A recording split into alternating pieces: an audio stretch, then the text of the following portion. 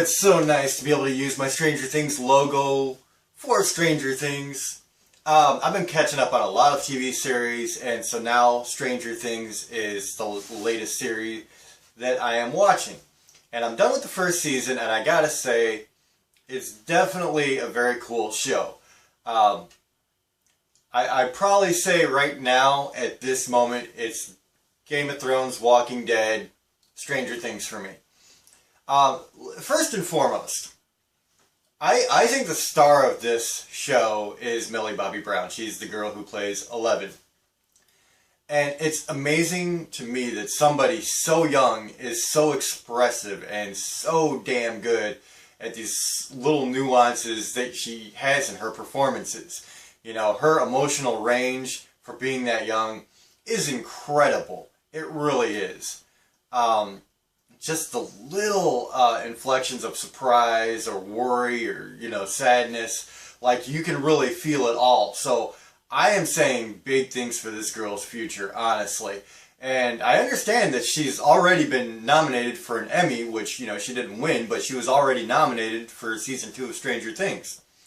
So, and I'm just getting into season 2, so bear with me on that. I'll do that review at some point in the future when I get that all taken care of. But it's very cool to see Winona Ryder get back into business. I haven't seen her in anything for a while. And I'm sure she's done stuff, but I haven't seen it. So, and I think she does really, really good playing Joyce Byers, who is the mother of a kid who has gone missing. And she is convinced, of course, is still alive. And, there's these moments where she has to play off the fact, like, am I really losing my mind, or is there really something to everything that's happening? And there's some emotional turmoil there that I think she really hits. I really like Winona Ryder in this. And then David Harbour is the town sheriff, who is kind of the town drunk, too. He starts out like, you can tell he's a broken man in some ways. You don't know why yet, and of course that story unfolds. But then he gets this, call that this boy is missing in this very quiet town. And at first he blows it off, he's not really paying attention to it. And then it almost becomes his mission to find out what's really going on. And he's really driven to get to the truth, because it looks like there may be some kind of company cover-up going on.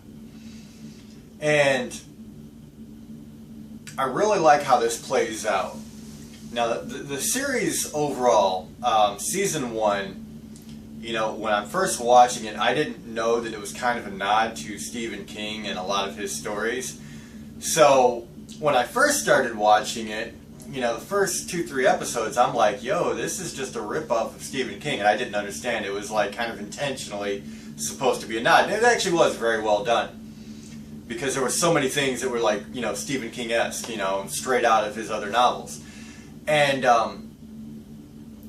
so when I realized that, it gave me a new appreciation for the series, and they really do a good job. Like, they really do. They do a good job of constructing the characters, building the relationships between the characters, because I've mentioned in a few other reviews, like, for me, that is the big thing. And I've said it a few times, because honestly, you have to have character and you have to have relationship for anybody watching to really care about what happens to the people. And so this is a series that does that. It builds on the emotional connection of people. Joyce's son, her older son, Jonathan Byers, who was played by Charlie Heaton, he's this really weird, creepy guy, and their relationship is starting to get very strained, because they're both trying to deal with the loss of Joyce's younger son in different ways.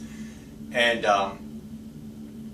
it's kind of cool, because you can see like that they care about each other, but this is really tearing them apart. And it's really having this wedge put in between them, because, the older son is trying to accept the fact that his brother is dead and, move on with the burial. And he thinks his mother is losing her mind. And so it creates interesting dynamics, and that's what I like about the series. I will say, I was a little... The only thing that I felt like some things were just too convenient. An example is like, these 4 boys play Dungeons and Dragons. These 4 young boys. And so they have these basement Dungeons and Dragons games that they play for hours. And it's like they can explain everything that's happening in the real world through the rules of the Dungeons and Dragons game. And I was like, that's a stretch. But other than that, I thought it was very cool. And it did give a way to explain kind of what's happening, but I thought the way they explained it was just too convenient. But very, very cool. So ladies and gentlemen, after watching Season 1, I am a fan. I am definitely a fan. I think that this is something I want to pay more attention to.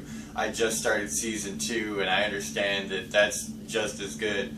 So I'm excited for that, because honestly, we need more stuff like this. Something that is well written, a little bit sci-fi. You know, we just don't get that anymore. Honestly, I feel like, you know, the shows that I've seen on TV just don't capture my interest anymore. They're very high school, juvenile mindset. I'm not interested in that. This actually has a very good approach to it. And I think even Stephen King himself said that this is one of his favorite shows. Probably because it's a nod to Stephen King. But it is well done. It really is. I like it. So ladies and gentlemen, I really want you to let me know what you think about this series. It seems like it does have a pretty big fan base. I got a little Demogorgon up there now. And yeah, I mean, I think it's really captured my attention. So, if you enjoyed this, hit the like button, subscribe, and share. My name is Kevin Jackowitz, Kaged Nation, out.